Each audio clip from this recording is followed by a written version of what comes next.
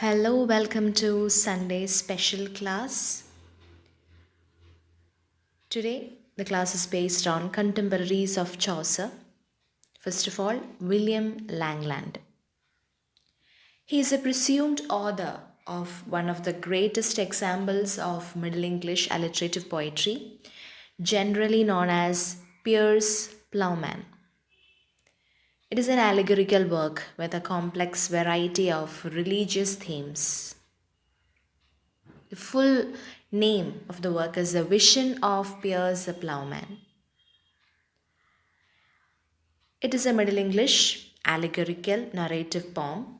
It is written in unrhymed alliterative verse and divided into sections called passus. It's a Latin word and it means step. It contains 50 manuscripts with 3 versions A, B, and C. It is divided into 2 sections, Visio and Vita. Visio means vision and Vita means life. So the poem is part theological allegory and part social satire. It concerns the narrator's intense quest for the true Christian life from the perspective of medieval Catholicism.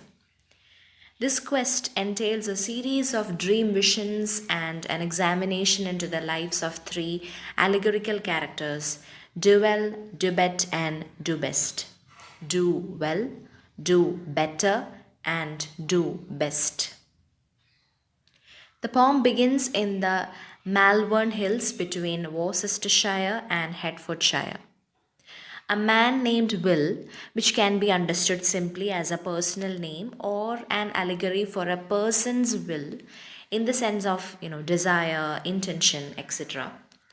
This man falls asleep and has a vision of a tower set upon a hill and a fortress in a deep valley between these symbols of heaven and hell, as a fair field full of folk, representing the world of mankind. A satire account of different sections of society follows, along with a dreamlike fable representing the king as a cat and his people as rodents.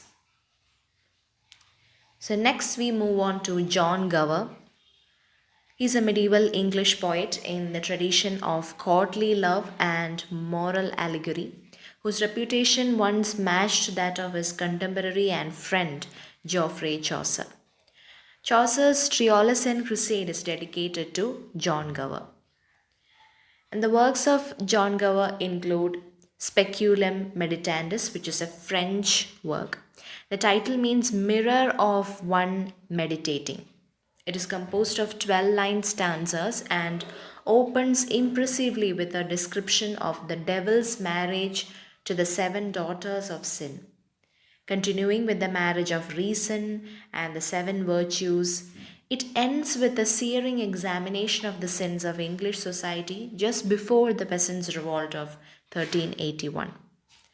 The denunciatory tone is relieved at the very end by a long hymn to the Virgin.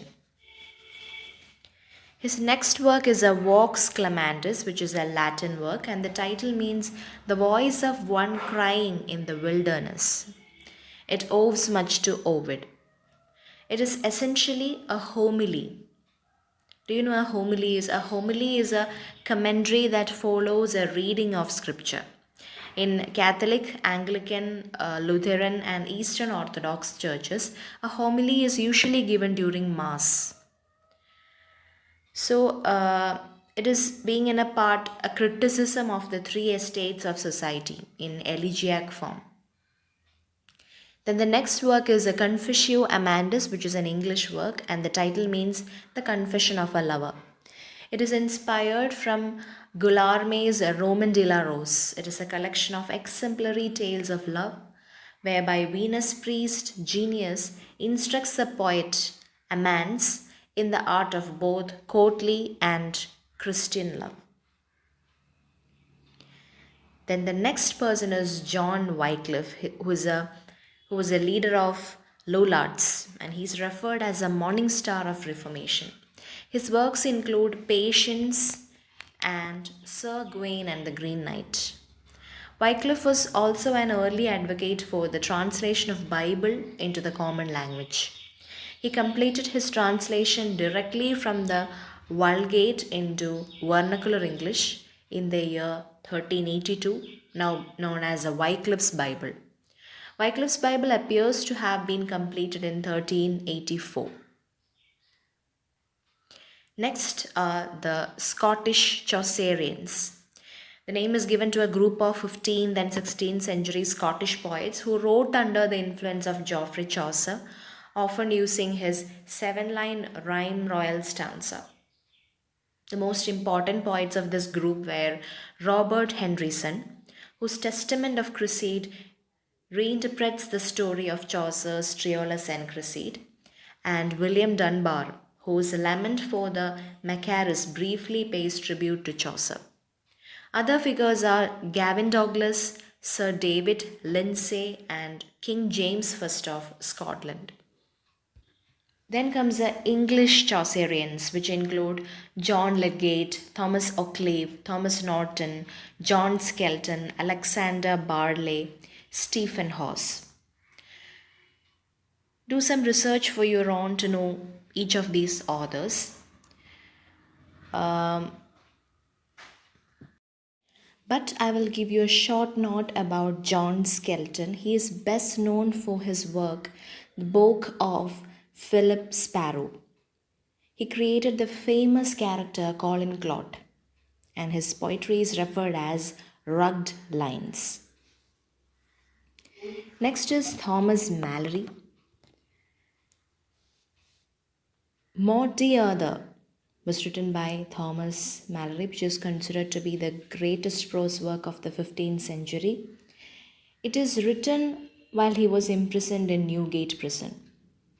It's the first major work of English language prose based on Arthurian mythology. The entire work is 8 romances that span 21 books with 507 chapters. 507 chapters. So Mallory was responsible for organizing these diverse sources and consolidating them into a cohesive whole. The work was originally titled The Book of King Arthur and His Noble Knights of the Round Table, but printer William Caxton changed it to Morte Other before he printed it in 1485. So that's all about the contemporaries of Chaucer. Thank you.